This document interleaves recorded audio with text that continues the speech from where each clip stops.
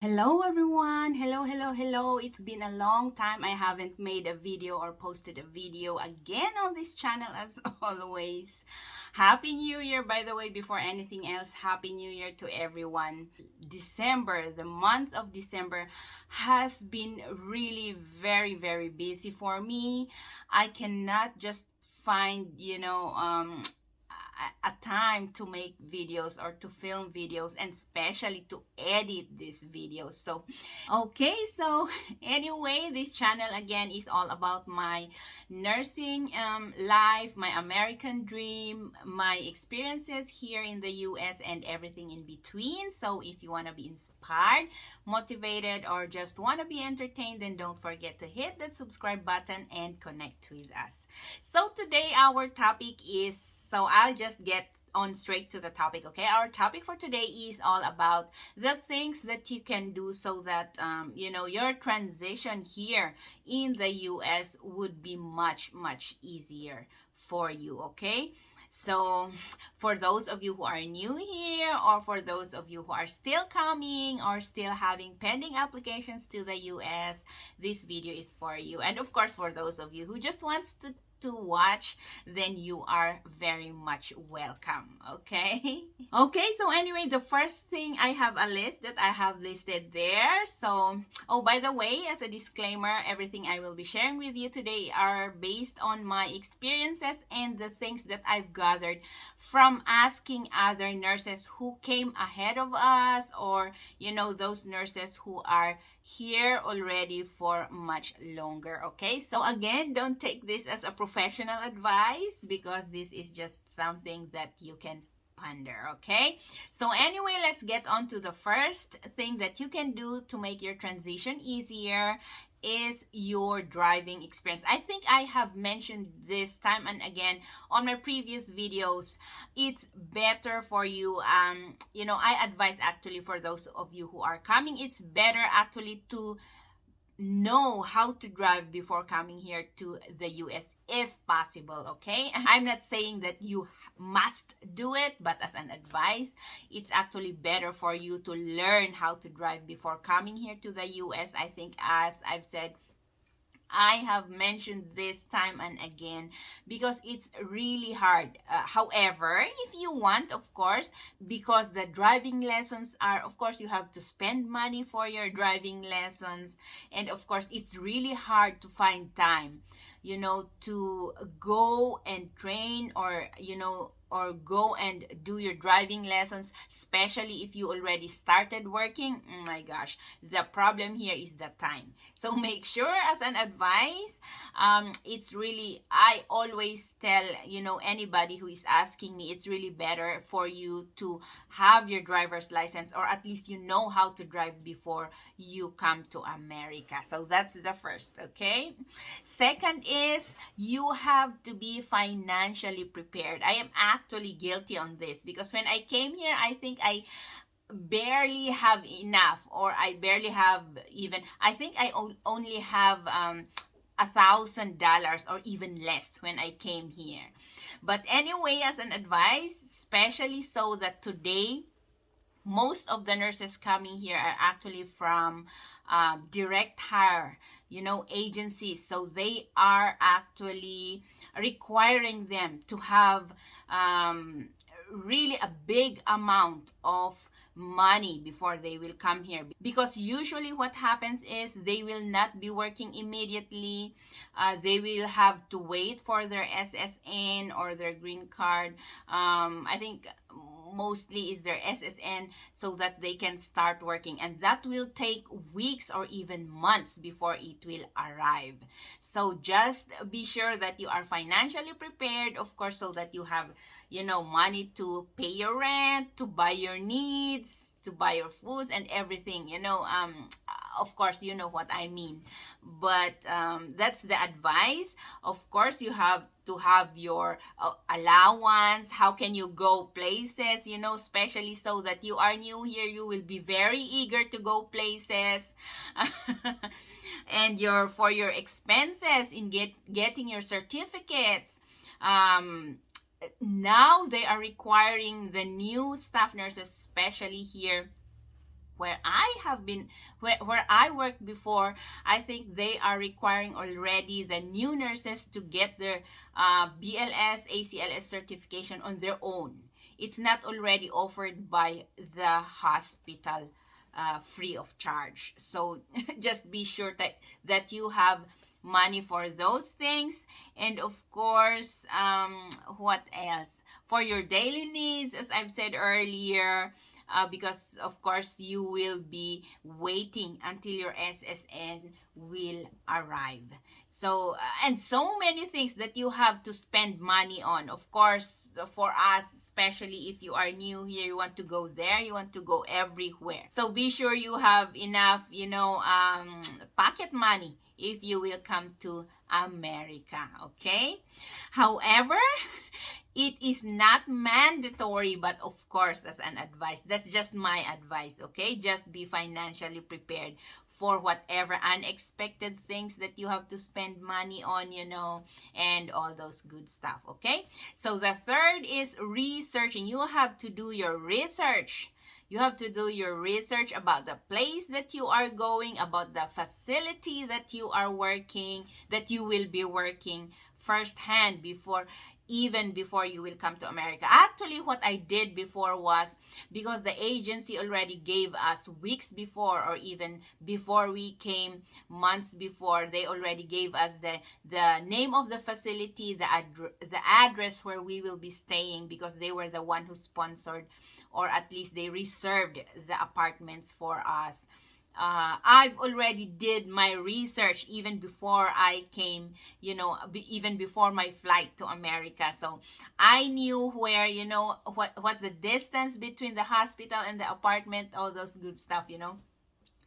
Where is the bank? Is there a nearby bank or church, or those good stuff? So if you want to make yourself at least familiarized with the surroundings of your, workplace, you have to do your own research, at least even before you will come here to America, okay? Okay, so third is, if you are a single mom like me, or a single dad, I advise you to come here first, especially if your child or your children are still small, and you are not coming with your parents or anybody, or any adult to be able to look after your children if they are still small, and they need they still need somebody to stay with them while you go to work. Then I think it's better for you to come here first. To establish yourself before you will take them, okay? That's just my advice. That's just from me. I don't know how you feel about it, but that's just for me. It's better, because it's really a problem if you are a single mom and you are just alone, and your child or your children, especially if they are still small, that they need somebody to stay with them while you go to work, then that's a problem. Because here in America, we cannot leave our children. It depends on the state that you are going. We cannot leave children alone, or that by themselves only at home. Okay, so here in North Carolina, I think the age limit for children, and they may be able to be left at home alone, is 15 years old or something. So just check on the state. So just check the policies or the laws in the state that you are going, so that you will have an idea and you know what you will do, okay? Because there are a lot of nurses who are coming, or who wants to apply here in America, who are messaging me and sending me messages and asking me about what can I do with this and that. I am a single parent, and so and so and so, and what should I do? So I advise them, if you are coming with an adult, so that at least somebody would be staying with your child or your children at home while you go to work, then that's the best thing to do. That's why I advise, actually, that I think there are a lot of those who are watching my videos who are sending me messages asking about this matter, and I always advise them that better if you will be coming with your parents, so that at least it's not just for somebody to take to look after your baby if you go to work, but the emotional support, the support that you will have, especially if you are new. It's just really frustrating if you cannot find any solution to a problem that you are facing, especially for childcare. That's a very, very big problem here in America. It's not like in our country, for example, in the Philippines, that we can just, we can just, because we are like, extended family, so there are really family members who can watch over our children if we go to work. But here in America, oh my gosh, that's a very big problem. So you have to think of that, especially for those single moms, single dads like me, single parents like me. You have to plan ahead before you will come here to America. Okay, that's just my piece of advice. Okay, so the fifth and the last for today advice that I can give you is, it's better for you to establish contact in the facility, to the facility that you are going. Maybe if because in the interviews, usually the managers of the unit that you are going will do the last interview for you, so at least you have their email addresses. If you want to ask something about the unit or anything about the facility that you are going, feel free, because it's really important to know all these things. Or what you can do even is, there are actually group chats or pages or social media groups in any of the social media platforms like Facebook.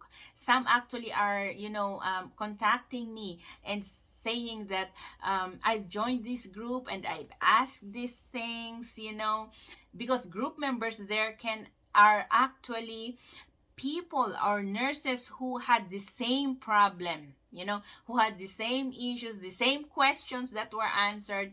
So maybe you can also do your own, research in Facebook, or join groups so that you can also ask, or feel free to ask me, because for me, I am not just, if I will share answers to your questions, or I will share like videos like this, it's not just only based on my experiences. I ask so many people, I ask friends, I ask so many people before I will do my list. What should I do? What should I share?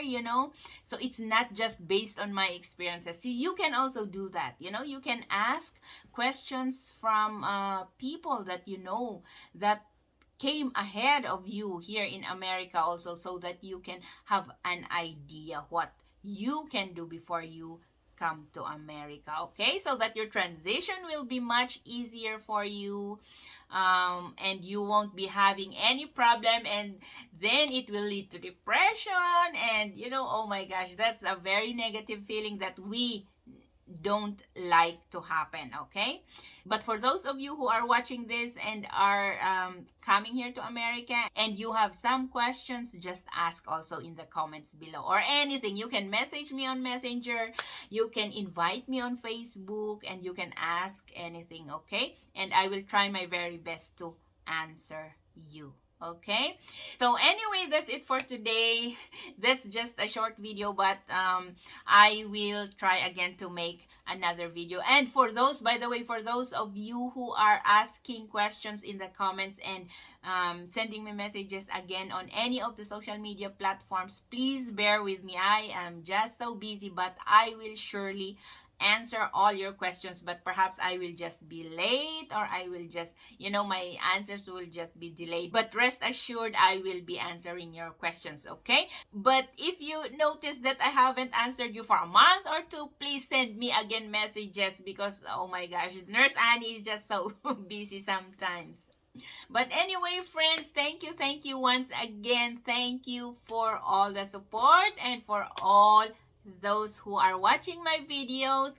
And again, if you like this video, give it a thumbs up. And of course, if you have any questions whatsoever, just put them in the comment below so I can check those.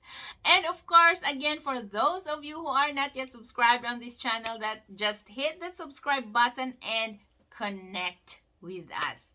Again, thank you so much, friends, and see you again on my next video. Bye bye.